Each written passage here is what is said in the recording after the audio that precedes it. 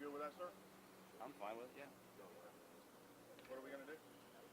Just sort of wait a little bit until they're ready. They're about to start in a second. When I'll give them a thumbs up. Can you give us all a heads up, please, sir? Since we're waiting on you? Thank you very much.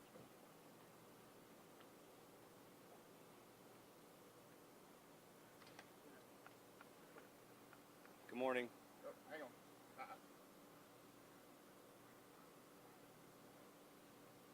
Good morning. I'm Brian Key, Chief of Investigations. This morning at around 4:30 a.m., patrol was dispatched to the 2300 block of Grunthal Street in reference to what witnesses described as an individual high on drugs, armed with knives and knocking and banging on doors in the area. Eventually, this individual made it to a relative's house, was admitted entry. He made threats to harm everyone, to harm himself. He apparently hid some drugs and some other paraphernalia in the house, and then locked himself in a bathroom while still armed with the two knives. Patrol, along with the assistance of the family, they cleared the family out of the house to keep it safe. They attempted to de-escalate this individual, to calm him down, to talk him out into dropping the knives.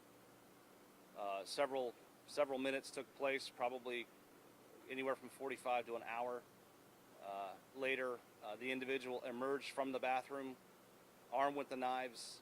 Less lethal, our conducted energy weapon, also known as a taser, was utilized, and also an officer fired a single gunshot during that encounter.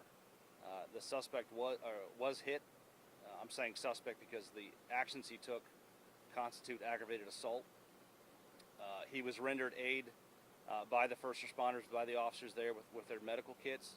Fire rescue was staged just down the block, so the officers brought that individual out to the rescue unit. He was transported to the local hospital, and we've just recently learned that he did die from that injury. Next of kin notifications are being made. I believe they have been made, but we're not ready to give out the name. We want to make sure we have the right identity to this individual. That'll be released later by the PIO, as long as photos of the two knives. And I can take a few questions, but obviously this is well, before I do that, the state attorney is here. They are conducting their independent investigation. The officer who did fire the shot is on administrative leave while the investigation is ongoing. Our detectives are working the case along with, and much of the evidence will go to FDLE, and I can take some questions now if you have any.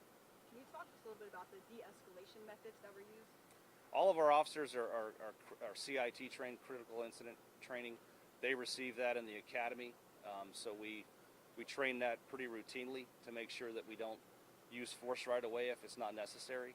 Obviously, when you're dealing with an armed person, it's a little more difficult to do that. I'm sure you've heard of our co-responder program that we've now implemented. Unfortunately, at this hour and on the weekend, none of them were on duty, but we do normally have one in every zone during normal hours.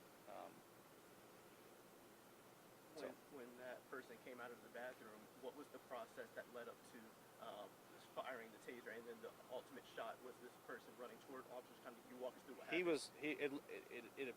Well, we have to get their statements at some point, but it looks, from what we can tell early on, it looks like he was emerging from the bathroom in their direction, which obviously we want to give people an edge weapon. You want to give yourself 25 feet to have enough reactionary time. These officers were well within 25 feet, just near the front door of the house. It was a relatively small distance, so that's what appears to happen, but obviously that's why we're investigating it. Do you have any idea about the time frame between the taser going off and then the first gunshot? It's fairly close together. That's why we're looking very closely at the evidence we have. It's a lot of video to go through. All right. Thank you. Yep. Thank you, sir.